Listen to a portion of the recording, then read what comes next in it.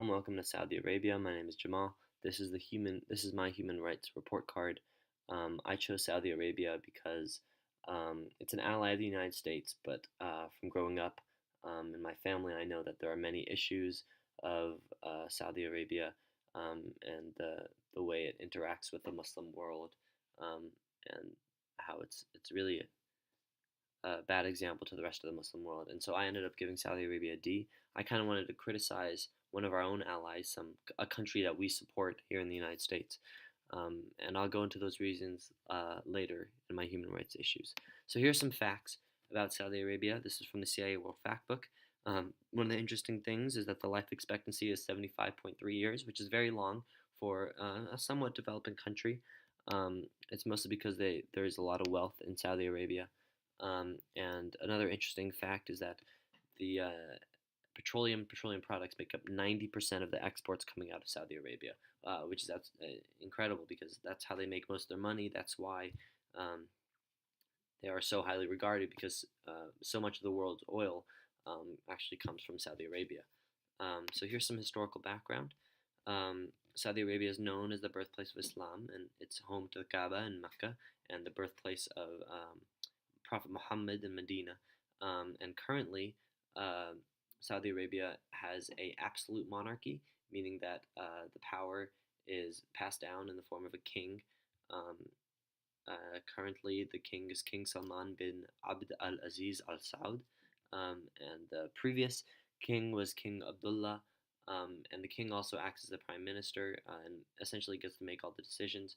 Saudi Arabia works under a modified version of Sharia law to fit Saudi Arabia's how they want their law to be. Um, and so these are some of the human rights issues that I found while researching. One of the biggest, well, there are many, many, many human rights issues in Saudi Arabia, but women's rights is one of the ones that pops out immediately because um, women have very little rights in Saudi Arabia. Um, they they are the biggest issue is that women aren't a part really of the growth of the society. Women only make up 13% of the Saudi Arabian workforce. The issue is not that they're not educated; they still are educated, um, but they're not given the opportunity to work. Oftentimes, they're discouraged by family members or other things. They're not allowed to drive.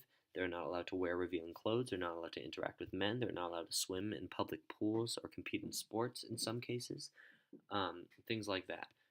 Another issue is migrant workers. Saudi Arabia is filled with hundreds of thousands of migrant day laborers who are extorted and live in terrible situations. They live in work camps, many of them, and there is a big issue with kafala laws, which are the Saudi Arabian government's work visas that they give to the migrant workers that essentially bind the employees to the employer almost as slaves. Um, and so the employers are then allowed to do whatever they want to the migrant workers. They are allowed to force them to work without pay. They can suspend their pay. They can throw them out without any reason, um, and and without any compensation whatsoever. They can beat them. They Oftentimes migrant workers are deported for no reason. Uh, they'll be arrested by the Saudi Arabian government, beaten, tortured, and then deported. Another big issue in Saudi Arabia is religious intolerance. Being a non-Sunni in Saudi Arabia is very, very difficult. Forget being a non-Muslim, just being a non-Sunni, because those who are still Shia, Ahmadiyya, or Sufi Muslim um, have very little protection underneath the government, and they are subject to persecution, to attacks, um, bombings, terrorist attacks. And then if you're not a Muslim, uh, you don't even have a place of worship. You're there in Saudi Arabia. There are no churches, there are no temples, there are no synagogues, um, and the government provides no help to any of these marginalized groups. These are some images kind of coming out of that. This is this is a child who was hurt in an attack on one of the Shia mosques, and presumably some adult taking out that child after it was hurt. This is a graphic kind of showing the oppression of the women in Saudi Arabia. It wasn't until 2011 that Saudi women were given the right to vote for anything. Women aren't allowed to drive. 64.6% of women who have gone through tertiary education are currently unemployed, which is ridiculous considering the fact that so many of them are educated but um, are not even allowed to work. And this last picture is an image of an Ethiopian man on the ground being arrested by Saudi Arabian police and probably beaten and possibly deported. Um, so this is going into some current news. I particularly want to focus on this the repression of writers and activists by the Human Rights Watch, and it shows the lack of freedom of speech in Saudi Arabia.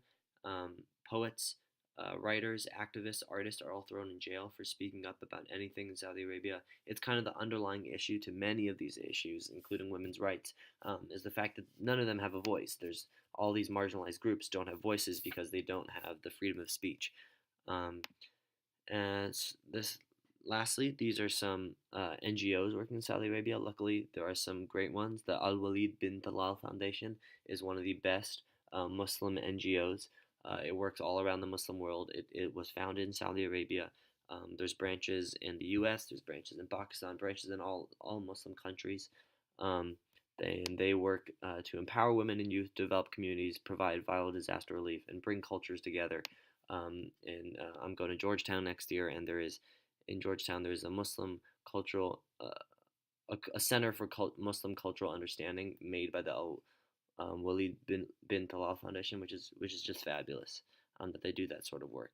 Unfortunately, though, Saudi Arabia is still plagued with all sorts of issues, um, all sorts of human rights violations, oppressing women, oppressing anyone essentially who is not a mainstream Sunni Muslim man. Um, is persecuted in Saudi Arabia, and that's why I gave it a D because I guess there are those who have nice life expectancies, and that but just the persecution of any sort of minority um, is pretty crazy. Okay, thank you very much. Goodbye.